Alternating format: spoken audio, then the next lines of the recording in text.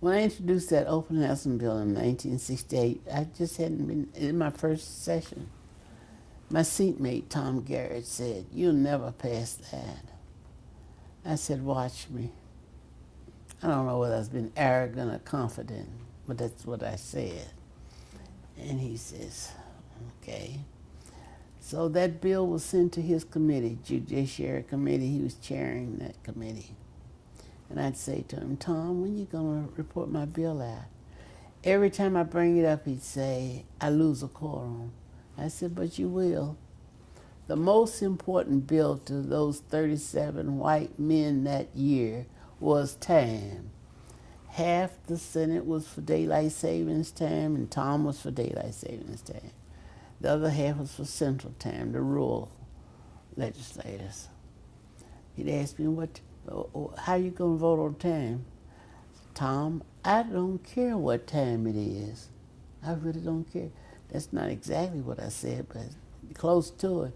I don't give a kitty about time. When he found out that his opposition had 19 votes and he only had 18 because he didn't have mine. He said that one vote is so important. The next morning he met me at the door and he said to me, "We had a meeting this morning. We reported your bill out, that it should pass." I said, "Oh, Tom, that's good. That's good. Now you gonna vote with me?" I said, "Not yet." See, I'd smile a lot, but I can get serious too. I said, "Not yet." He said, "What's the matter?" I said, "You take this roll call sheet, and everybody you got committed to vote for daylight saving time, you get them to vote for open housing when it comes up for a vote." He said, "What?" I said, "That's the deal." He snatched it, went off. About 3 hours later, he came back. He said, "Here." He had it. You took that as your first year in the Senate? You went up I hadn't been there like 2 that? months.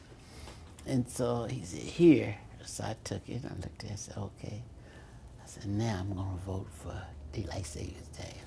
So when it came time for daylight saving time vote, split down the middle. Wendell Ford was president of the Senate then because he was lieutenant governor. So he ran to me because I kept telling everybody, "I don't care what time it is. I don't care what time it is." They said, "You don't care what time it is. You need to change your vote because Wendell's going to have to, it's going to be bad for Wendell." I said, "It's better to be bad for him than for me." I said, "My vote stands." So Wendell voted with Tom, daylight savings time. Now when the open housing bill comes up several days later, I get up and I'm just preaching. Talk, talk, talk. So Tom grabbed my jacket and he said, "Georgia, sit down before you kill the bill." So right then I made the motion to vote on the bill.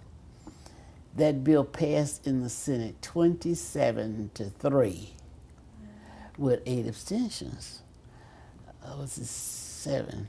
Anyway, 8, I think, because there's 38 in the Senate. But 5 of those 8 who abstained, they came to me and says, "I sure like to vote for that bill, but if I vote for it, I won't get reelected," and blah, blah, blah. I said, "Okay, I'll tell you what you do. When it comes up for a vote, you see that door?" I said, "Hit the door." And 5 of them did. I thought, nobody could ever tell me to do that and not do it. But anyway, that's what happened, and it passed 27-3. Then, of course, it went to the House, and it passed in the House.